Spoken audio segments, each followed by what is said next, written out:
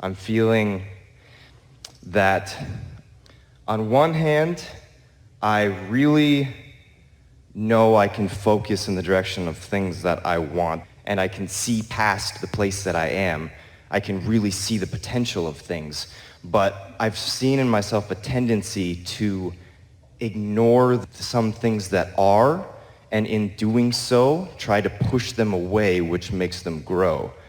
Well, everything you're saying is accurate. In other words, when you try to push anything away, there's no exclusion, so you just make it more. So anytime you try to push something away, you just introduce it in a stronger way into the equation, which causes more resistance. Yes, and it builds and builds and builds. Before you go further, we just want to insert an analogy, an example of something that everyone can relate to rather easily. Picture yourself tuning some electronic device. And while there is thought about it, maybe you're even looking at a gauge, and maybe you even know what frequency you're reaching for. So that's the thought. You're trying to find a specific frequency. But isn't the feedback to what you are finding even more important than the deliberate intention of finding it? Do you follow what we're getting at? Yes. We've been saying you create your own reality, and thoughts create, and you get what you think about whether you want it or not. So that's all thought, which makes you get a little worried about your thoughts. We see you thinking and then trying to take the thoughts back before law of attraction gets hold of it. Cancel. Well, we prefer that you understand that it's more like thinking and feeling, thinking and noticing. It's like any artist, whether they're painting or sculpting or even creating something musically, they are doing the thought thing, but then they are taking the feedback, and from the feedback they are responding with them. Smoother thoughts, more responsive thoughts, yes? So this applies here, doesn't it? Totally. Yeah, okay. I see that because, I see when I try to drag, there's a difference between feeling that and knowing where I'm going to go. But you see, you know what you're talking about, and this is the perfect time in this conversation for us to have this discussion. You are talking about what we were just talking about what am I under the influence of when I'm doing the thinking, when I'm taking the action. Because sometimes you're aware that it isn't going the way you want it to, and so then you start trying to figure out what to do to improve it, and you never get good answers then. And sometimes you're in the receiving mode, you're just feeling satisfied, and you're moving from the feeling of inspiration. But here's what's tricky for you, and it doesn't need to be. We're going to clear it up right now. You all really want to practice what the receiving mode from this receiving mode feels like and what the receiving mode from something else feels like. You want to practice what influence you're under. When you feel an emotion, whether it feels good or bad to you, just ask yourself, is this a satisfying feeling or not? And once you figure that out, and that's so easy to do, then if it's a satisfying feeling, then say, I'm in the receiving mode, I think I will proceed. And if it isn't a satisfying feeling, then I'm under the influence of my own doubts, my own fears, my own worries, somebody else's paranoia, somebody else who thinks they know better than me, blah, blah, blah, blah, blah. And the reason that this matters, this is the analogy that we've offered for years, and we like it so much. Esther remembers being in San Francisco for the first time and seeing those hills that people were actually driving on. She couldn't get it out of her mind. She couldn't believe that she was going to drive up that hill, and she couldn't believe she was going to drive down that hill. It was unlike anything she ever thought anybody should be driving on. And so we said, imagine being stopped at the top of the hill. You can see the bay way down there. So take your car out of gear, take the parking brake off, put it in neutral, in other words, get behind it and just bump it and see what happens. Just for fun. See what knocking your car forward a few feet will accomplish. Well, it's pretty clear what would happen. But maybe you come to your senses and you think, whoa. So before it really gets rolling, you just stand out in front of it and you let it bump you. But it stops. Because there was so little momentum, it took very little to stop it. But you wouldn't want to be down there at the bottom at the bay trying to stop that car right before it went in, because it would take you in with it. So momentum is an obvious conversation, but most people don't think about momentum of thoughts. Thoughts, everything. Law of attraction causes momentum in everything. Because if you hold a thought for as little, we used to say 17 seconds, now we're saying closer to 16 seconds, it's somewhere in there. If you hold a thought for as little as 16, 17 seconds, 16, 17, some 16, 16 seconds, if you're holding the thought for that long, another thought like it will join it. And if you now hold that thought, another thought like it will join it, until once you get a little over a minute of that kind of momentum, now there's enough momentum in law of attraction to affect something that you will notice with your physical senses. It doesn't take much. Now, most people think that that's too short of a time. For a while when we first started talking about that, people were carrying timers around, and we encouraged them to cut that out. They're trying to hold a thought without contradicting it for a little while. The reason that seems like an inordinately short period of time to most people is because most people do not hold a thought without contradiction for even 16 seconds. You've got this thought but going on because you've been trained to be so objective, so weighing the pros and the cons and the pluses and the minuses, that you don't really very often deliberately get a thought going. Well, that's why we don't want you to train your thoughts. It'll make you crazy. We want you to care about being satisfied, because that's the response to the thought. And just looking for something that feels satisfying, caring about being satisfied, which is the same thing as saying care about being in the receiving mode, which is the same thing as saying care about being in a vibrational equivalent to everything that you want that's in your vortex and your inner being. Oh, there's power in that. One who's connected to all of that is more powerful than millions who are not. There is so much leverage in your own absence of contradicted energy.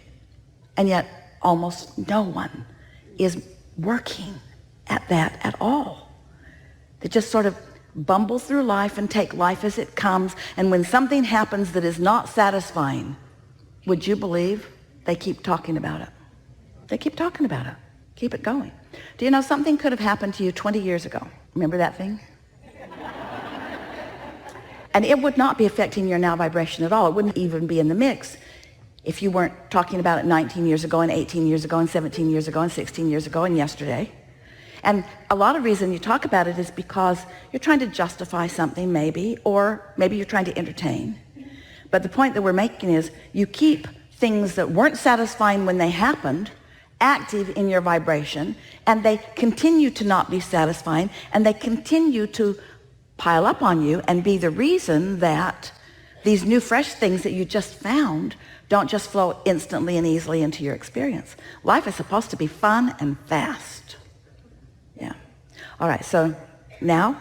So I get all that, and I can feel when... When you sat down, you said, I have this big, maybe you used the word block. I did, yeah. Let's go right there. Okay, so the block is, when is it advantageous to focus on those unsatisfying things that happened? Never. But that's when. But then how do you move them out of your experience? Because like I said, Can't move anything you're looking at. But it sticks to you like glue. So I know that. But it's like, it's almost as if part of my awareness is focused on where I want to be, but part of it just does not let go, and it just like... But we're explaining to you what you're doing that doesn't let it go. You can't look forward and behind you at the same time. Pick one.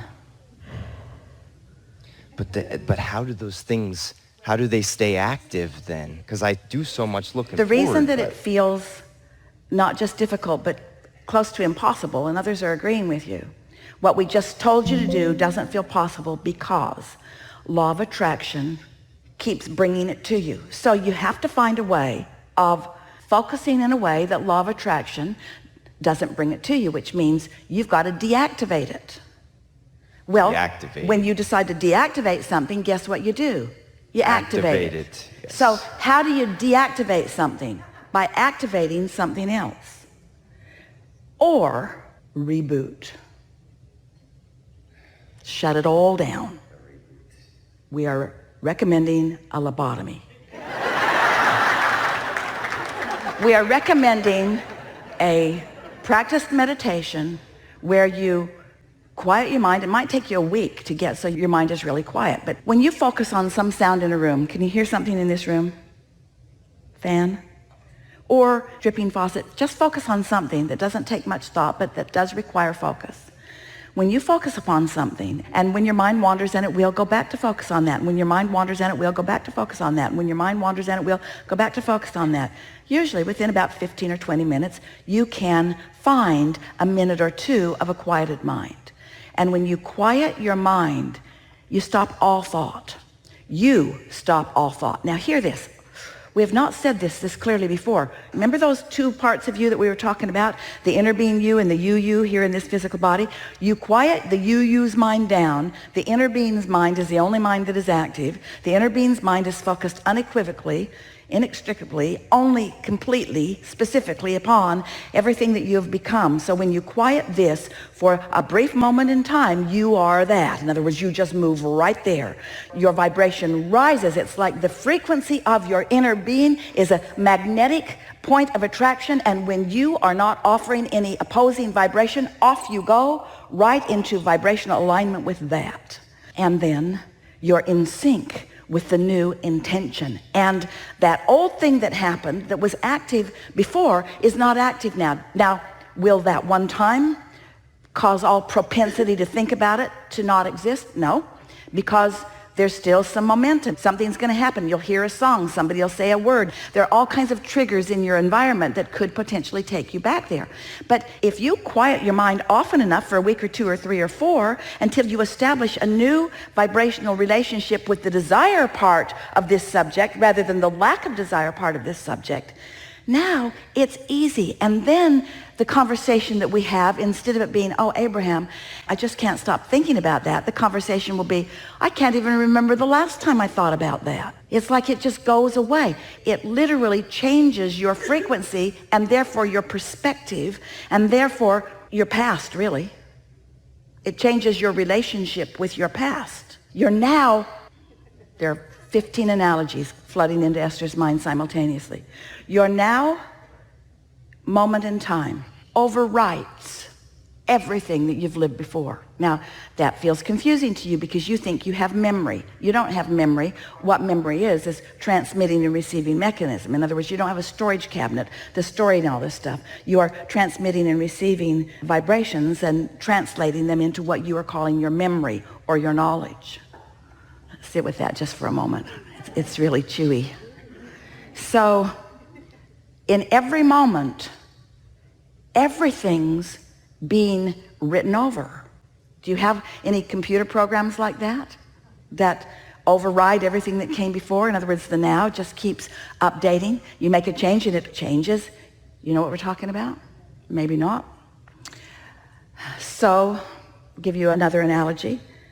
So, in your now, in alignment with source, your vortex, which contains all that you've evolved to, becomes dominant and everything is overridden.